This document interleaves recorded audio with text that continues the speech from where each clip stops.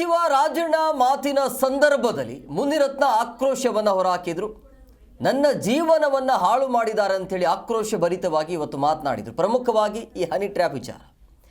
ಸಚಿವ ರಾಜಣ್ಣ ಮಾತಿನ ವೇಳೆ ಮುನಿರತ್ನ ಕಿಡಿಕಾರಿದ್ರು. ಚರ್ಚೆ ವೇಳೆಯ ಸಂದರ್ಭದಲ್ಲಿ ಮುನಿರತ್ನ ಇವತ್ತು ರೋಷ ವೇಷವನ್ನು ವ್ಯಕ್ತಪಡಿಸಿದರು. ನನ್ನ ಜೀವನ ಹಾಳು ಮಾಡಿದ್ದಾರೆ, ನನ್ನ ಮೊಮ್ಮಕ್ಕಳು ಹೇಗೆ ಜೀವನವನ್ನು ಮಾಡಬೇಕು, ನನ್ನ ಮೇಲೆ ಸುಳ್ಳು ರೇಪ್ ಕೇಸ್ ಹಾಕಿದ್ರು, ನನ್ನ ಮನೆಯನ್ನು ಹಾಳು ಮಾಡಿದ್ರು, ಇದರ ಬಗ್ಗೆ ಸಮಗ್ರ ತನಿಖೆ ಆಗಬೇಕು ಅಂತೇಳಿ ಆಕ್ರೋಶವನ್ನು ಬೇಸರವನ್ನು ಹೊರಹಾಕಿದ್ರು. ನಿಮ್ಮ ಕೈ ನನ್ನ ಮೇಲಾಗಿರುವಂತಹ ಅತ್ಯಾಚಾರನ ಸಿಬಿಐ ಕೊಡೋದಕ್ಕೆ ಅಂತ ಇವತ್ತು ಅಧಿಕಾರ ಇದೆ ಸರ್ಕಾರಕ್ಕೆ. ಸಿಬಿಐ ಕೊಡೋದಕ್ಕೆ ಯಾರು ಮಾಡಿದ್ರು ಸರಿ ಆಯ್ತು, ನಾನು ತಪ್ಪು ಮಾಡಿದಿನ ಗಲ್ಗಾಕ್ರಿ, ಸಿಬಿಐ ಕೊಟ್ಬಿಟ್ಟು ಎನ್ಕ್ವೈರಿ ಮಾಡಿಸಿ ಒಂದಂತೂ ಹೇಳ್ತೀನಿ, ಮುಂದಿನ ದಿನದಲ್ಲಿ ಎಲ್ಲಾ ಶಾಸಕರಿಗೂ ಹೇಳ್ತೀನಿ, ನಮ್ಮ ಜೀವನ ಹಾಳು ಮಾಡೋದಕ್ಕೆ ಎಷ್ಟು ಬೇಕು ಅಷ್ಟು ನಡೀತಾ ಇದೆ.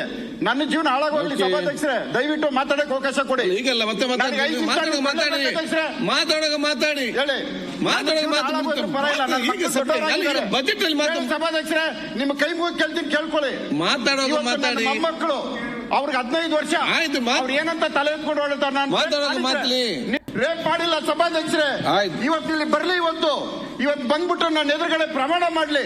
ಅವ್ರು ಮುಗಿಯಂತ ಶನಿಮಾತ್ಮನ ದೇವಸ್ಥಾನಕ್ಕೆ ಹೋಗಿ ಮುಗಿತಾರೆ, ಪ್ರಮಾಣ ಮಾಡ್ಲಿ. ನಾನು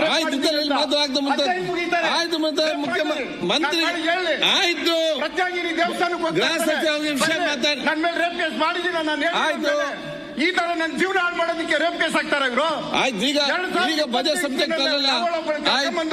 ರಾಮನಗರ ಡಿಸ್ಟ್ರಿಕ್ಟ್ ಅಲ್ಲಿ ಕಂಪ್ಲೇಂಟ್ ಕೊಡ್ತಾರೆ. ಆಯ್ತು, ಅವಳು ಇರೋದಿಲ್ಲಿ 50. ಆಯ್ತು, ನೀವು ಮತ್ತೆ ರಾತ್ರಿ 2 ಗಂಟೆಗೆ 5 ವರ್ಷದ ಹಿಂದಿನ ಬಜೆಟ್ ಸಬ್ಜೆಕ್ಟ್ ಅಲ್ಲ. ಈ ರೀತಿ ನನ್ನ ಜೀವನ ಹಾಳು ಮಾಡಬೇಕು.